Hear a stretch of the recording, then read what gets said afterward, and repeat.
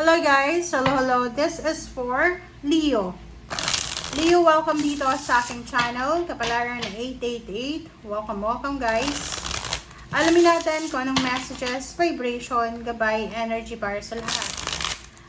This is for the second week of March 2026 from March 9 hanggang 15, Leo. Alright, so let's check. Okay, first card mo, Leo, is King of Wands. Second is Ace of Wands. Wow. And third ay Knight of Pentacles. Wow. So, kung makikita mo dito sa 3 cards na to, this week, this is from March 9 hanggang 15. There's an exciting na balita, exciting, inspiring na balita na pwedeng magdala sa iyo ng pera. Okay? Trabaho.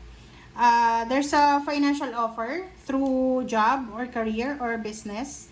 So, yung Knight of Pentacles na to is pwedeng may mag-offer sa'yo ng project. If you're self-employed, freelancer, may mag-offer sa'yo ng project. Okay, like for example,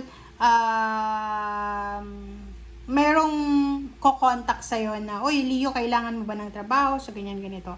Another one is, posibleng sasahod ka. Kung may trabaho ka, kung yung sweldo mo is every 15 and 30th, posibleng makakatanggap ka ng pera. But, kung makikita mo dito, kung ikaw ay unemployed or pwedeng may trabaho na pero gusto mo pa ng mga extra income, sinasabi ng barahan na exciting ang linggong ito kasi ang daming pera, maraming pwedeng pagkakitaan sa linggong ito. Mga unexpected income na papasok sa buhay mo. Alright. Knight of Cups, Ten of Pentacles, the Hermit. Leo, are you single? Because if you are single, there's someone here, babae ka man or lalaki, na posibleng magpaparamdam sa'yo sa linggong ito. Magpaparamdam siya sa'yo na yung parang magpapalipad hangin ba? Okay? And at the same time, isang kakilala, ang posibleng mag-o-offer talaga sa'yo ng trabaho. It's either business partnership collaboration or may mag-o-offer sa'yo ng napakalaking kontrata. Lalo dun sa mga freelancer dyan. Sinasabi na sobrang aapaw yung cups mo eh. Okay? Magiging sobra-sobra kang masaya. Magiging sobrang fulfilling yung pakiramdam mo. Kasi, ito yung financial peace na minamanifest mo. 'Di ba? Kung makikita mo dito, wala kang masyadong aalalahanin sa relationship. At the same time, umaapaw yung salapi dito. Okay? Hindi ko alam kung saan nanggagaling 'yan, but isa sa pinaka source dito is trabaho. Trabaho, and kung makikita mo dito, sobrang relax ka. Kumbaga, may mga panahon na napapagod ka sa linggong ito. Mapapagod ka because of Mercury retrograde, pero manageable siya. Overall, nakikita natin na financially sobrang strong, sobrang powerful ka. Alright? And sa ilalim mo dito is Queen of Wands na reverse plus 5 of Cups. So, sinasabi ng baraha sa'yo dito, Leo, na if ever lang, okay, pag may pagkakataon sa linggong ito, na parang like for example, ma-involve ka sa away, sa gulo, sa competition, wag kang sasali, okay? Wag kang sasali. You need to break free. Okay, makinig ka, Leo. You need to break free from any disagreement, misunderstanding, misconceptions, or ano pa man. And just prioritize your own happiness. Okay? Kumbaga, just chill. Okay? Shake it off. Sinasabi ng baraha sa'yo dito na mas okay yung free ka, wala kang kaaway, wala kang kadiskusyon, para hindi ka magsisi sa bandang huli. Okay? So, yun, sinasabi ng baraha sa'yo.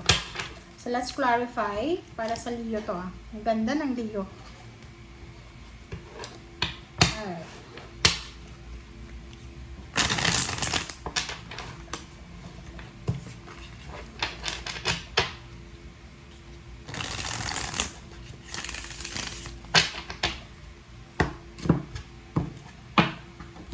Okay. 3 of air. So, this is 3 of swords. Ang galing ng baraha mo talaga, Leo. Okay, so yung first 3 cards from the second deck, sinasabi ng baraha sa'yo, Leo, lalo doon sa mga Leo na you suffered emotional pain and heartaches or any sufferings emotionally na parang, halimbawa, ninakawan ka, niloko ka, pinaasa ka, or kung ano man to, you are healing. Okay? So, sinasabi ng baraha sa'yo dito, emotionally and financially, you are healing.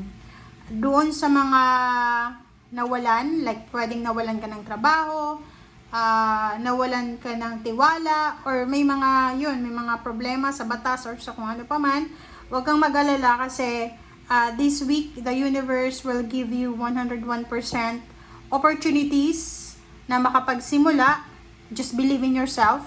You are protected, you are guided ng angels mo.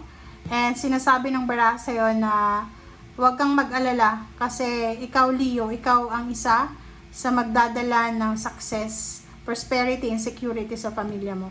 Okay? So, sinasabi ng baraha sa'yo dito, especially kung ikaw ay Leo na like in the past, binenta mo yung bahay mo, yung lupa sa sasakyan mo, it's because of financial problems. Sinasabi ng baraha dito na lahat daw na financial problems na pinagdaanan mo ay posibleng ma-resolve mo siya this week, or there's a resolution, or there's a parang glimpse ng solution ba. Okay? Okay, 2 of fire, 5 of air. Oh, diba? Leo, even sa job or career, okay? Sa career natin, sa business, whatever man na source of income mo, gusto mong magtayo ng business or may business ka na, may full-time job ka or kano pa man, as much as possible, wag kang gagawa ng desisyon sa linggong ito na pwede mong pagsisihan. So, as much as possible, kailangan mong planuhin kung ano yung mga next move mo. Yung 5 of air dito, sinasabi ng baraha sa'yo na if may mga obstacles, may mga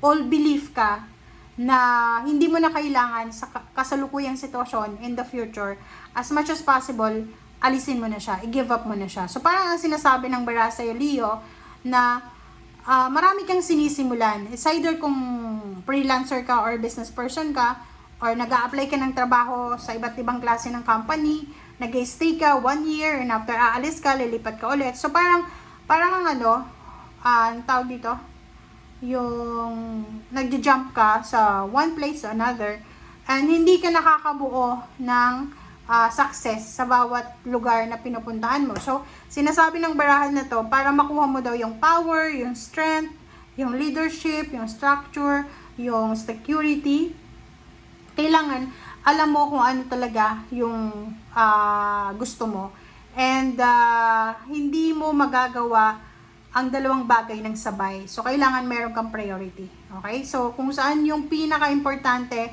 yun yung kailangan mong unahin sa ngayon. Okay? Thank you guys. Bye!